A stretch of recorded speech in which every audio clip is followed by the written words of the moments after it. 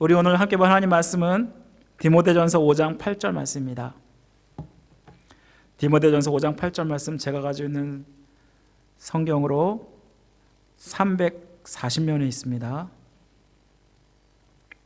340면에 있습니다. 디모데전서 5장 8절 말씀, 한 절 말씀이니까요, 우리 함께 합독하도록 하겠습니다. 다 같이 읽겠습니다. 시작.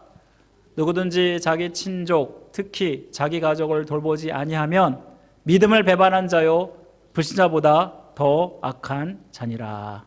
아멘. 우리가 계속해서 12월 달에는 한 해를 돌아보자, 그런 의미에서 돌아봄의 시리즈를 우리가 하고 있는데요, 여러분, 오늘은 가정을 돌아보자라는 제목으로 하나님 말씀을 나누기 원합니다. 여러분, 최근 5일 전에, 그러니까 12월 13일에 동성간 결혼보호를 골자로 하는 결혼종준법이 통과되었습니다. 보수적인 판사들로 이루어진 대법원에서 낙태가 불법이다 판결이 내려졌잖아요. 그런 후에 동성 결혼도 어쩌면 판례가 뒤집어질 수 있다, 그러한 염려 속에서 민주당의 주도로 이 법안이 상정이 되었습니다. 그래서 미 상원에서는 61대 36, 그리고 미 하원에서는 258대 169로 공화당 의원들이 일부가 이 법안에 찬성하면서 통과되었습니다. 그리고 최근 5일 전에 대통령이 서명함으로 말미암아 이제는 동성 결혼이 연방법으로 되었습니다. 연방법으로 된다는 건 뭐냐면, 이제 동성 간에 결혼을 하면은 모든 국가에서 하는 법적인 혜택을 다 누리게 됐다라는 것입니다. 그리고 결혼을 금지하는 주에서조차도 다른 주에서 이루어진 그 동성 간의 결혼을 보호받도록 이렇게 규정이 된 것입니다. 이것은 대법원에서 다시 뒤집어질 것을 염려하여서 차단하기 위해서 미리 이렇게 한 것입니다. 여러분, 이런 기류가 계속 진행해 간다면 아마도 멀지 않아서 한국은 차별금지법, 다시 말하면 동성 결혼을 인정하는 것이 통과될까 봐 심히 염려가 되고 있습니다. 동성 결혼은 성경에서 금지하는 것입니다. 동성 결혼을 왜 금지하냐 하면은 동성 간의 결혼을 통해서 하나님의 법인 생육하고 번성하라, 땅에 충만하라, 이 하나님의 이것을 온전히 감당할 수가 없기 때문입니다. 동성 간에 결혼하면 자녀를 낳을 수가 없습니다. 그래서 자녀를 입양할 수밖에 없습니다. 그리고 성장 과정 속에서 이 자녀들은 성적인 정체성을, 혼란을 겪을 수밖에 없습니다. 아버지, 어머니의 역할이 다 따로 있지 않습니까? 그런데 이러한 역할 모델이 없어지게 되고 이 자녀는 또다시 동성애를 재생하게 된다는 것입니다. 이렇게 급변하는 사회 변동 속에서 또한 개인주의, 고령화, 저출산, 또 늦게 결혼하는 것, 혼인 기피, 이러한 것들이 증가하면서 점점 가정 구조가 변화되고 있습니다. 그래서 1인, 2인 가족이 늘어가면서 가족의 해체 문제가 굉장히 심각한 문제로 현대사회에 나타나고 있습니다. 지금까지 고수했던 전통적인 가정관은 파괴가 되고 있고 가정은 큰 위기를 맞고 있습니다. 따라서 건강한 가정을 만들어가는 것은 어느 때보다 중요한 시대입니다.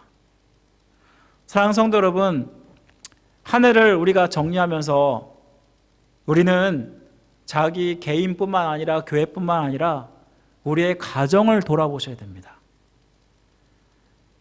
그리고 건강한 가정을 세워가야 합니다. 여러분이 생각하기에 건강한 가정은 어떤 가정인가요?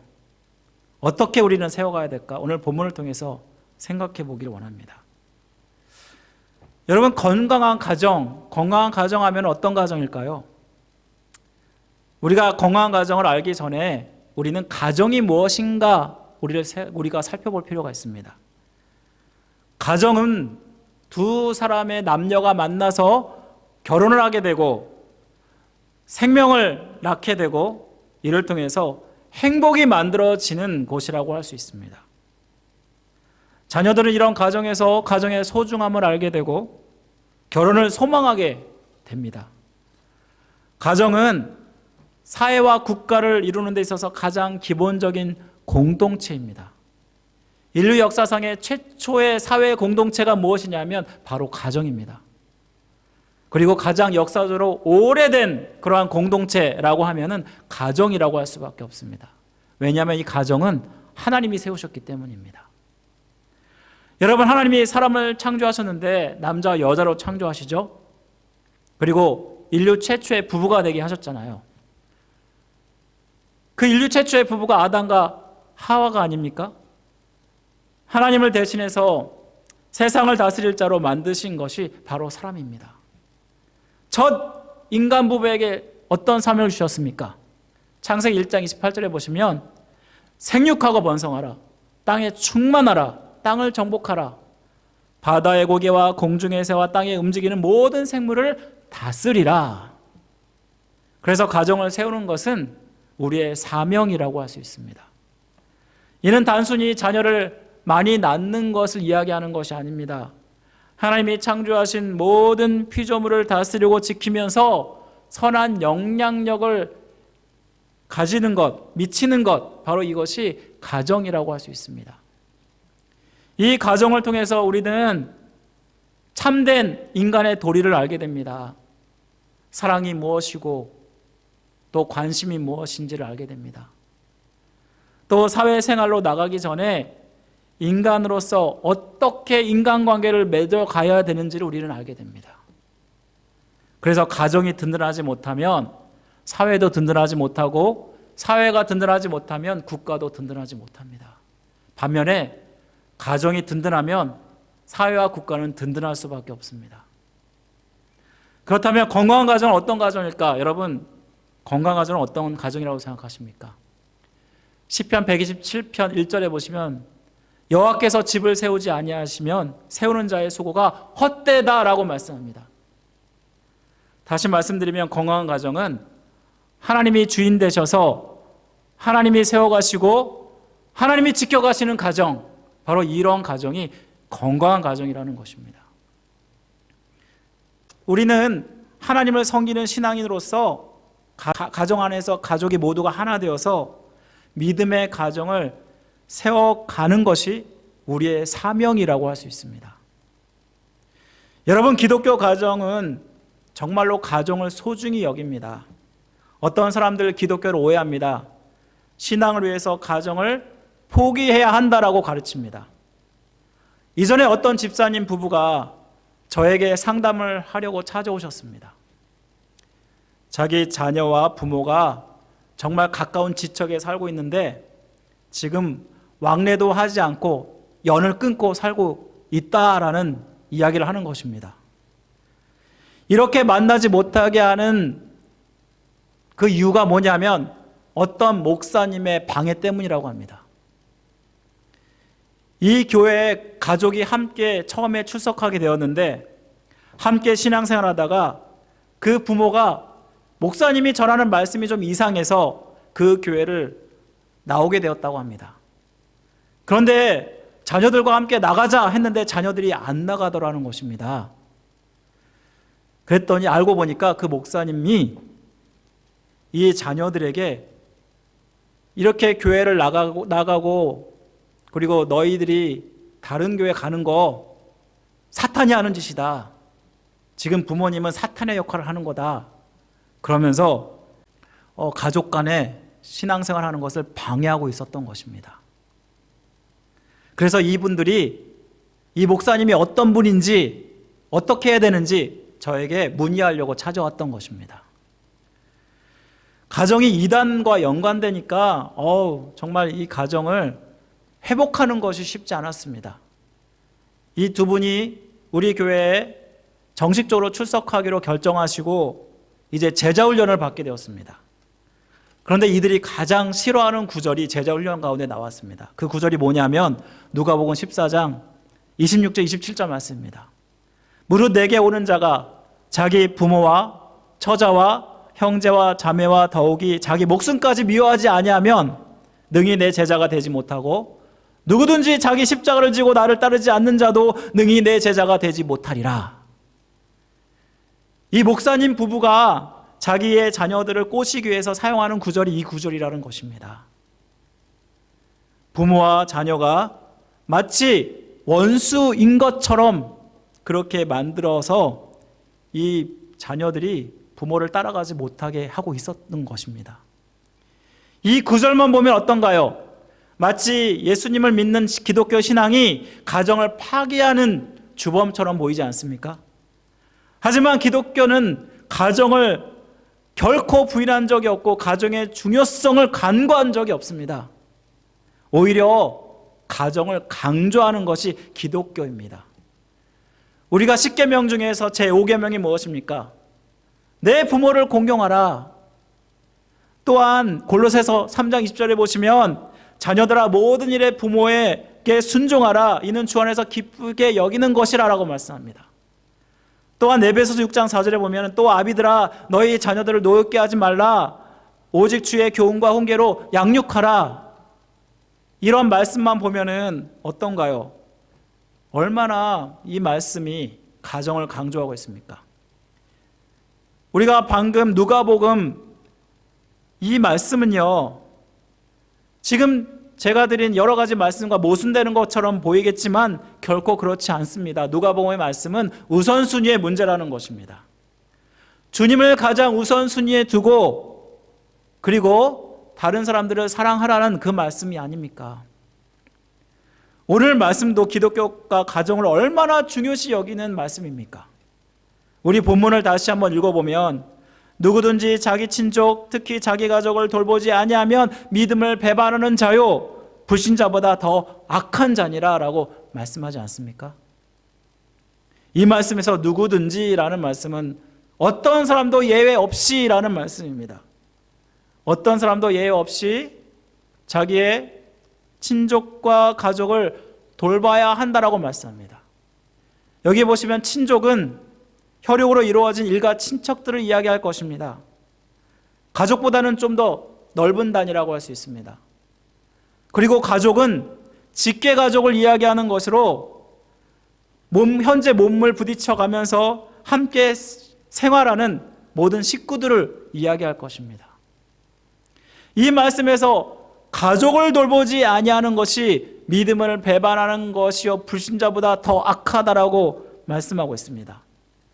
다시 말씀드리면 가족을 돌보는 것이 믿음이 없는 사람들조차도 이 세상에서 하는 기본적인 것인데 믿음이 있다라고 하면서 가족을 온전히 돌보지 않는다면 이보다 더 악한 일이 없다라는 것입니다.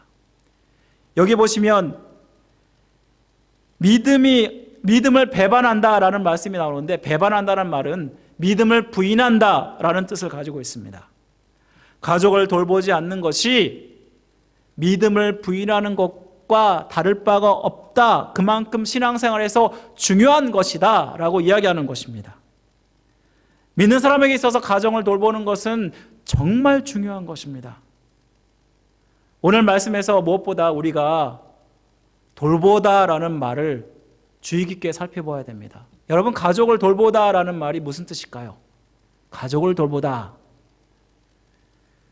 이 돌보다란 말은요, 프로 노에오라는 헬라어를 씁니다.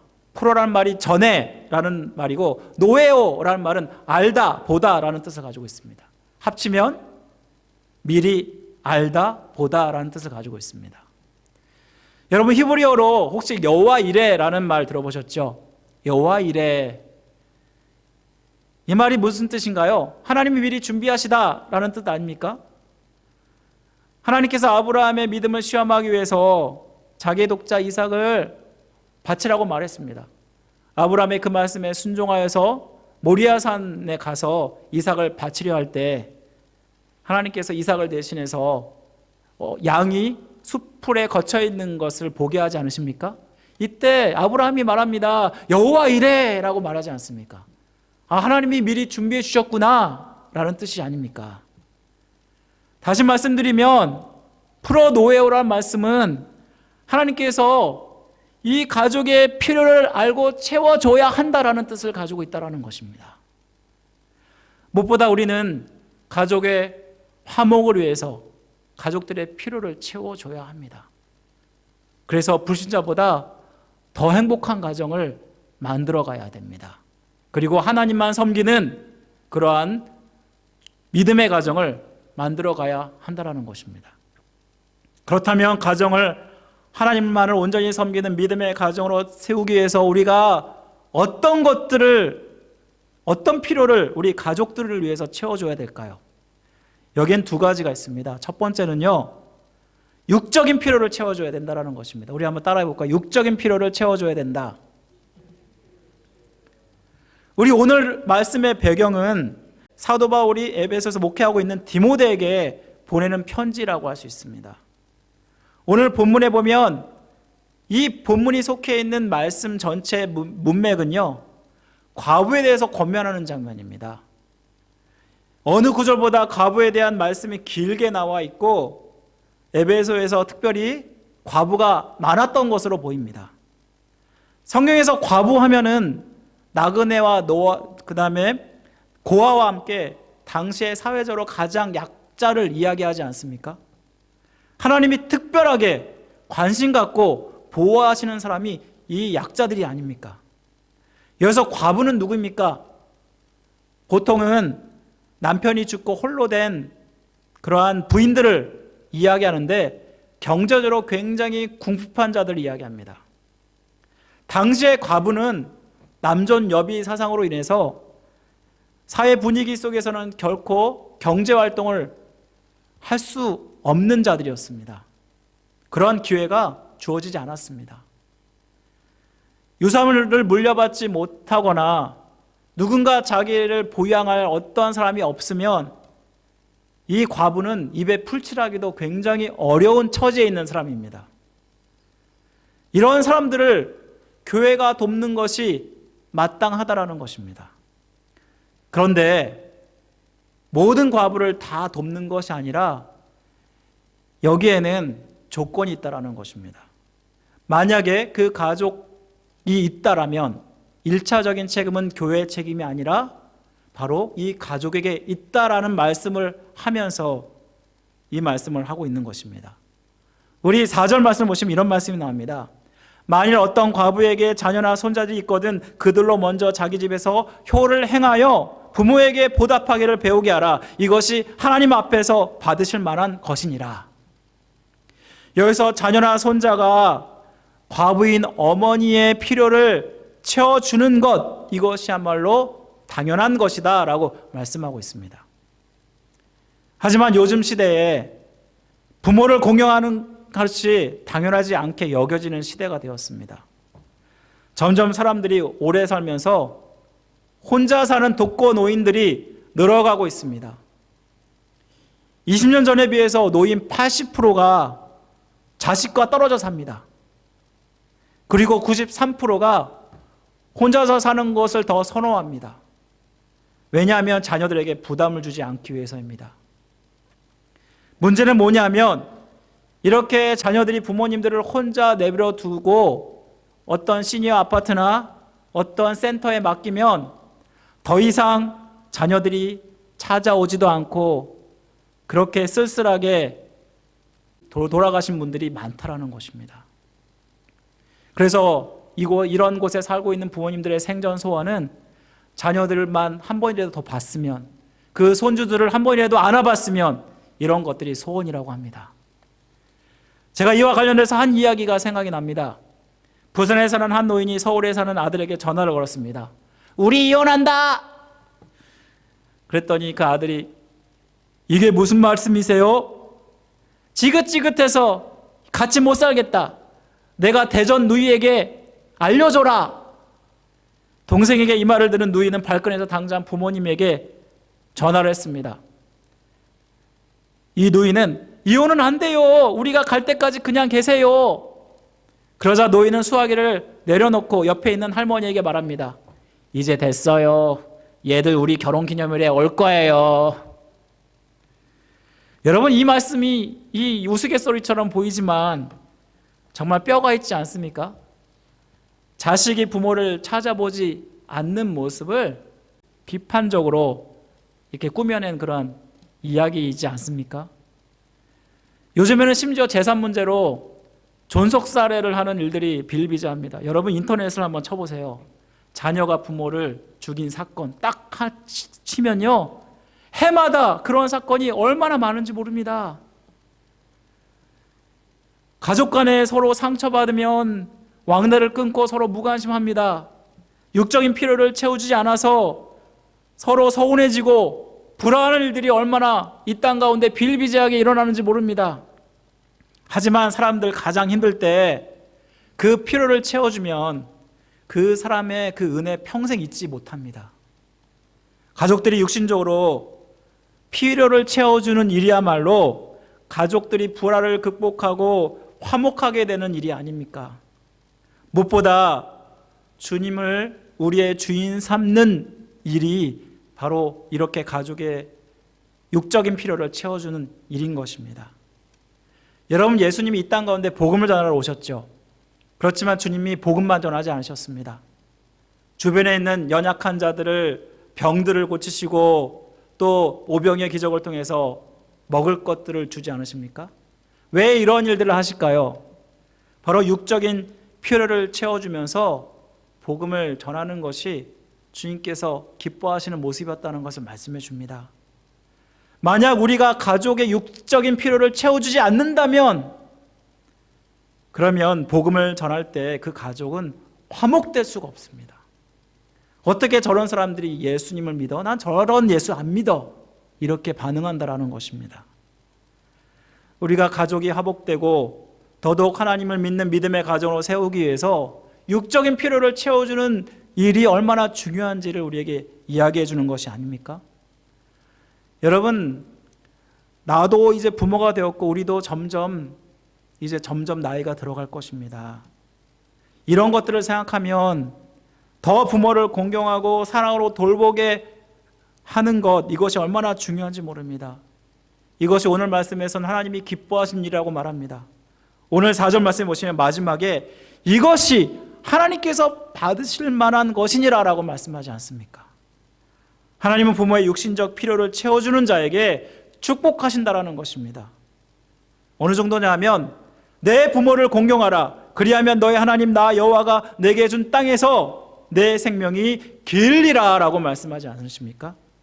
부모의 육신적인 것을 채울 때 우리는 하나님의 복을 받는 그러한 자들이 된다는 것을 말씀해 줍니다. 두 번째로 영적인 필요를 채워줘야 한다는 것입니다. 우리 따라해 볼까요? 영적인 필요를 채워주라. 여러분, 오늘 본문 누구든지 자기 친족, 특히 자기 가족을 돌보지 아니하면 이라는 말씀에 보면 누구든지라는 말씀에는 자녀와 손자뿐만 아니라 과부도 포함되는 말씀입니다. 과부가 경제적으로 가난하다고 해서 가족을 돌보는 것이 면제되는 것이 아닙니다. 에베소 교회는 참 과부와 거짓 과부가 있었습니다. 에베소 교회는 굉장히 음란한 도시였기 때문에 거짓 과부들은 자기 자식들, 자기 가정을 돌보는 것을 다 팽개치고 음란에 빠져서 자기만을 위해서 사는 일들이 있었습니다. 하지만 교회는 참 과부를 구별하여서 도와줘야 한다라고 말씀했습니다. 참 과부가 어떤 사람일까요? 이 참 과부는 자기의 가족을 먼저 위해서 기도하는 사람입니다. 우리 5절 말씀해 보시면 참 과부로서 외로운 자는 하나님께 소망을 두어서 주야로 항상 간구와 기도를 하거니와 라고 말씀합니다. 그녀가 하나님께 소망을 두고 기도하는 것은 뭐냐고 하면 가정을 신앙으로 세우는 것이 아닙니까? 또 10절에 보니까 선한 행실의 증거가 있어서 혹은 자녀를 양육하며 혹은 나그네를 대접하며 혹은 성도들의 발을 씻으며 혹은 환난당한 자들을 구제하며 혹은 모든 선한 일을 행한 자라야 할 것이다 라고 말씀합니다. 이 말씀에도 보면은 참 과부는 자녀를 양육하며 가정을 돌보는 자임을 우리는 알게 되지 않습니까? 특별히 나그네를 대접하는 것, 다 자기보다 못한 자들을 돌보는 선한 일을 하는 것, 또 성도들의 발을 씻기는 것, 환난당한 자들을 구제하는 것, 이 모든 것들이 선한 행위들을 하는 것들이 아닙니까? 다시 말하면 삶의 모범이 되는 것을 이야기하는 것입니다. 과부가 어떤 사람입니까? 너무나 가난해서 누군가의 도움을 받아야 되는 처지입니다. 특별히 교회의 도움을 받아야 되는 처지가 아닙니까? 하지만 부모로서의 책임에서는 자유할 수가 없습니다. 그렇다면 참 과부가 자녀를 양육할 때 해줄 수 있는 것이 무엇인가요? 물질적으로 육신적으로 잘 먹고 잘 살도록 해줄 수 없습니다. 그녀가 오직 해줄 수 있는 것은 이 자녀를 신앙적으로 잘 세워가고 키워가는 것이 아닙니까? 왜 이렇게 하는 것일까요? 바로 가족의 구원을 위해서입니다. 주 안에서 화목한 가정은 영적인 필요를 채워주는 가정이라는 것을 말씀해 주는 것입니다.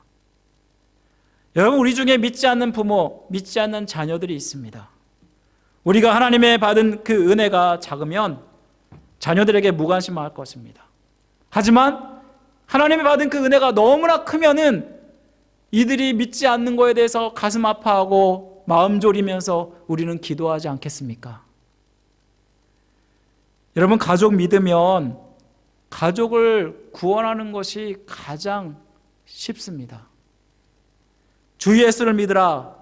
그리하면 너와 내 집이 구원을 얻으리라. 이 말씀을 통해서 우리는 가족을 주님께 인도하는 것이 무엇보다 더 쉽다는 것을 알게 됩니다. 이 말씀을 할 때 사도 바울은 감옥에 갇혀 있었습니다. 간수장에게 이 말을 하지 않습니까? 하나님의 기적의 역사를 본 간수장이가 사도 바울을 믿고 간수장이뿐만 아니라 모든 가족들을 다 데리고 세례를 받게 되지 않습니까?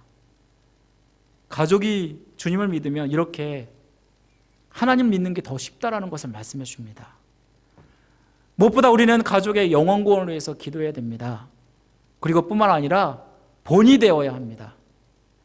누구보다 나의 모든 것을 다 아는 가족이 아닙니까? 나의 치부, 나의 단점, 모든 것을 다 아는 가족. 사실 우리의 삶 가운데 본이 되지 아니하면 이들에게 복음을 전할 수 없습니다. 여러분, 성경에서 인물 중에서 고넬료라는 사람이 있죠. 이 고넬료라는 사람이 이방 로마의 백부장이었습니다. 항상 하나님께 기도하면서 구제하게 힘썼던 자가 이 사람이 아닙니까? 하루는 베드로를 자기 집에 초청해서 복음을 듣게 되고 고넬료뿐만 아니라 모든 가족들이 주님을 믿게 되는 역사가 일어나지 않습니까? 이 가족들이 주님을 믿게 된 그 이유가 무엇이었을까요? 항상 삶의 모범이 되는 이 고넬료를 보았기 때문입니다. 아마 여러분, 제가 이전에 원정수 권사에 대해서 예화를 한 적이 있습니다. 이분이 디트로이트 병원 원장으로 암 전문인데 정말 권위자라고 합니다. 그런데 그가 그렇게 유명해질 수 있었던 것은, 그리고 그가 그렇게 성공할 수 있었던 것은 그 어머니 때문이었다고 합니다. 어머니가 과부였습니다. 아버지가 6살 때 돌아가시고 가난한 과부 어머니에게서 이 원정수 권사는 신앙을 배웠다고 합니다. 어머니는 매일 새벽 기도를 하시는 분이었다고 합니다.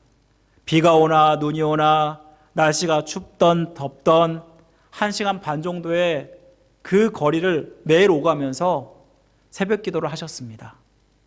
이 새벽 기도에 다녀오신 후에는 자녀들에게 손을 얹고 기도를 해주시는데 가장 먼저 아들에게 손을 얹고 기도를 해주셨다고 합니다. 그러면 어머니의 차가운 손을 이렇게 느낀 아들이 가장 먼저 깨곤 했다고 합니다.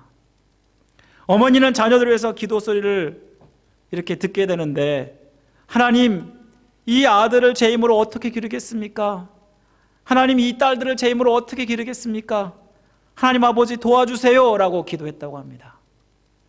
어머니는 삿바느질로 이렇게 연명을 해갔는데 평상시에는 인자하시고 사랑스러우신데 항상 가정 예배를 드릴 때는 정말 엄하셨다고 합니다. 옷도 제일 좋은 옷으로 입고 책상 다리하고 앉아서 조금이라도 예배 시간에 흐트러지면 정말 호되게 때리셨다고 합니다. 그러면서 말씀하기를 내가 너희에게 줄 것이 무엇이 있느냐? 돈을 주겠느냐? 너에게 줄 것은 예수 그리스도 한 분이 없다라고 얘기하곤 했다고 합니다. 하루는 새벽기도 마치고 어떤 할아버지를 모시고 왔습니다. 이분은 역전 앞에서 지푸라기를 깔아놓고 구걸하는 거지였습니다. 어머니는 종수야, 이 할아버지 목욕시키렴 이렇게 얘기했습니다. 이 원종수 권사는 정말 하기 싫었다고 합니다. 여러분 정말 그러한 거지 만나보신 적 있으시죠? 오래 씻지 않아서 그 쾌쾌한 그 냄새, 그리고 이 옷은 너무나 빨지 않아서 정말 빳빳하게 그렇게 옷이 그냥 그러한 옷을 입고 있었습니다. 당시에는 가스도 없어가지고 그래서 따뜻한 물을 데울 수가 없어서 그래서 산에 가서 나무를 패워와가지고 그 나무를 불을 지펴서 물을 데워서 씻겨드렸다고 합니다. 먹을 것도 없는데 그 할아버지와 함께 한겨울을 지냈다라고 합니다. 그런데 주님께서 어느 날 그에게 말씀하셨습니다. 종수야, 너가 할아버지를 섬긴 적이 있지? 그게 바로 나야. 그리고 하나님께서 너가 원하는 것이 뭐냐? 너가 나에게 베풀어 줬기 때문에 내가 너가 원하는 걸 들어줄게. 그랬더니 이 원종수 간사가 솔로몬이 생각이 나서 지혜를 달라고 하나님께 기도를 했습니다. 그런데 어느 날 놀라운 일이 생겼습니다. 새벽 기도를 하는데 로마서를 그날 읽었는데 로마서가 머리에 사진처럼 떠오르는 것이었습니다. 그리고 머리를 넘기니까 책장도 똑같이 넘겨가는 것입니다. 그렇게 해서 책을 읽고 나면 그 책이 사진처럼 머리에 떠오른다는 것입니다.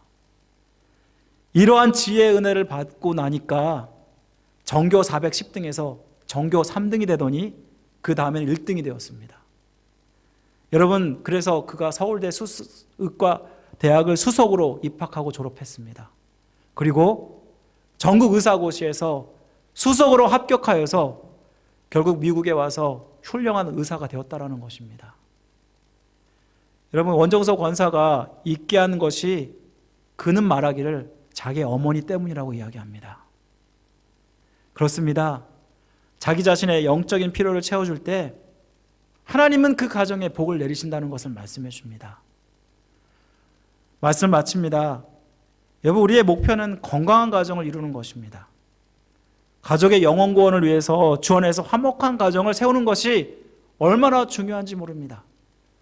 이를 위해서 우리는 육적인 필요를 채워줘야 되고 뿐만 아니라 영적인 필요를 채워줘야 하는 것입니다.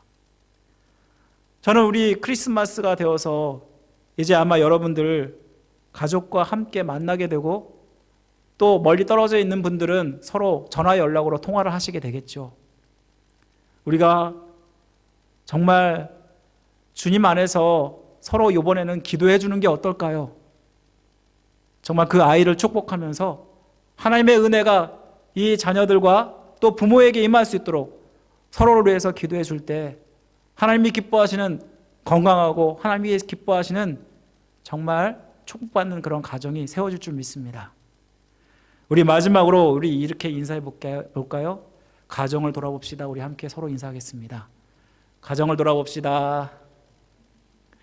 네, 기도하겠습니다. 사랑하는 하신 하나님 아버지 감사드립니다. 오늘 말씀을 통해서 이 연말 연시에 우리가 가정을 돌아보는 것이 얼마나 더 중요한지를 깨닫습니다. 하나님, 주님께서 기뻐하시는 가정, 하나님이 주인 되셔서 하나님이 세워가시는 가정임을 깨닫습니다. 아버지, 이를 위해서 우리가 육적인 필요를 돌아볼 뿐만 아니라 영적인 필요를 채워줄 수 있는 가족들이 될 수 있도록 도와주옵소서. 아버지, 하나님께서 기뻐하시는 가정을 세워갈 때 하나님의 큰 특별한 축복이 우리 새순방교회 모든 권석들의 가정 가운데 임할 줄 믿습니다. 하나님 아버지, 우리들을 붙들어 주시고 함께하여 주옵소서. 모든 것을 주께 맡겨드리며 우리를 죄에서 구원하신 예수 그리스도의 이름으로 간절히 기도드립니다. 아멘.